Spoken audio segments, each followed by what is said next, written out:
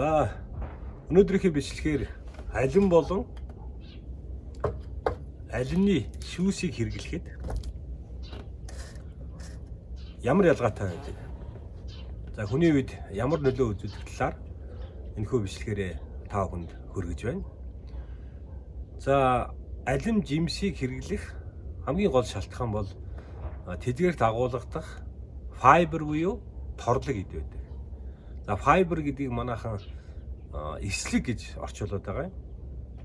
Яг ингээд тол бичгээс хараад үзэхлээр утаслаг, мяндаслаг, ширхэглэг гэсэн ийм утгыг агуулдаг. За энэхүү бичлэгээрээ би файбер гэдгийг торлог эд хэмээн оруулна.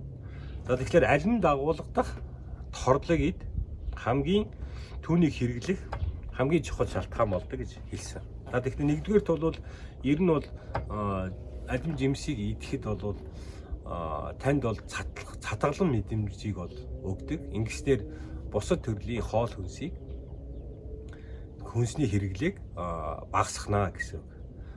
За тэгээд алинд бол торлог эд хоёр янзын торлог эд байдаг. За нэгдүгээрт нь бол усанд уусдаг, хоёрдугаарт нь усанд үл уусдаг гэсэн. За усанд уусдаг торлог эдэнд пектин, инулин зэрэг ордог бол за усанд уустдаггүй торлог эдэнд целлулоз зэрэг ордог. За ингээд энэ альмыг бүхлээр нь хазаад юм уу хэрчээд идлээ гэж бүгдээрээ бодцгаая. За ингээд сая миний ярьдаг тэр усанд уусдаг болон усанд уустдаггүй торлог эдийг хэрэглэх нь. За ингээд энэ усанд уустдаггүй торлог эд нь хүний нөгөө нарийн гидсэнд очиж, нарийн гидсний хананд яг загас барихад хэрэгэлдэг тор шиг ийм торыг бол үүсгдэг. За энэ торны одоо зай завсрыг нөгөө усанд уусдаг торлог эд нь ингэж бөглөдөг. За ингээд яг нарийн гидсний хананд тийм үл нэвтрэх үе давхаргыг бол үүсгдэг. За энэ үе давхарга ямар ач холбогдолтой гэхээр нөгөө бидний хүнсэндээ хэрэглэснээр цардуул ч юм уу хэрэглэснээр глюкоз, сукроз, фруктоз, за хялбар нүүрс усыг нарийн гисний ханаар шимэгдэж цусанд орохоос сэргийлдэг. Өөрөөр хэлбэл цусан дахь сахарын хэмжээг ихсэхгүй нөгөө сахарын шингээлтийг хязгаарлаж өгдөг гэсэн. Ингэсээр нөгөө инсулин маань бага ялгарна.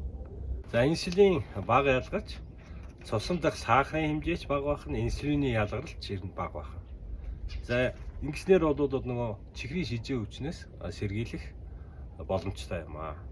За ингээд нөгөө бидний биед шингэдэггүй, хэрэггүй, гадагшилтай гэдэг файбер буюу торлог эд маань цаашлаад бүдүүн гидсэнд очдог. За бүдүүн гидсэнд бол олон төрлийн хэдэн төрөн humаар тоологдох бичил биетүүд байдаг. За микробиом ч гэд хэлдэг. За энэ нөгөө саяны хоёр төрлийн торлогч нь эдгээр бичил биетүүдийг хоолдог. За энэ бичил биетүүд торлог эдээр хооллож за богино гинжээ холбоот тосны хүчлийг ялгаруулдаг. За энэ тосны хүчил маань нөгөө бүдүүн гидсний орчин хүчлийг байлгах, бүдүүн гидсний ханыг өрөвсгөөс сэргийлэх, цаашлаад хорт хавдар тусгаас сэргийлэх. За зөнөв буюу Альцгеймер өвчнөөс сэргийлдэг юм байна. За одоо бүгдээрээ алимны шүүс хэрэглэхэд ямар үр нөлөө үзүүлдэг вэ гэдгийг тухай ярив. Тэгэхээр алимаар шүүс хийхин тулд нөгөө энэ алимд агуулгадах усанд уусах уусах торлог эдийг нь бяцлаад, миксертэд торлог хэлбэрийг нь бүтцийг нь бол алдагдуулчихж байгаа. Ингэснээр нөгөө саяны миний ярьдаг цусанд орох сахарын хэмжээг хязгаарлах тэр нөлөөг бол авч чадахгүй байх нэ. За үүнээс гадна энэ нөгөө хадгалах хугацааг нь уртасгах, илүү одоо чихэрлэг амд оруулахын тулд сахар хэрэглэдэг. За тэр сахар дундаа бол миний ярьсаар ирсэн нөгөө high fructose corn syrup буюу фруктозын өндөр агуулмжтай тэр сиропыг бас хэрэглэдэг. Тэгэхээр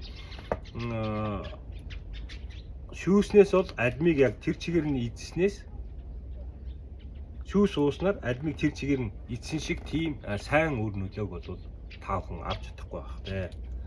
За ингээд та алим мэдэх үү, шүүс уух уу гэдгээ зөв сонгороо. За өнөөдрийн миний хүргэсэн бичлэг та бүхэнд ашиг тустай байсан бол бусдаа түгээгээрэй.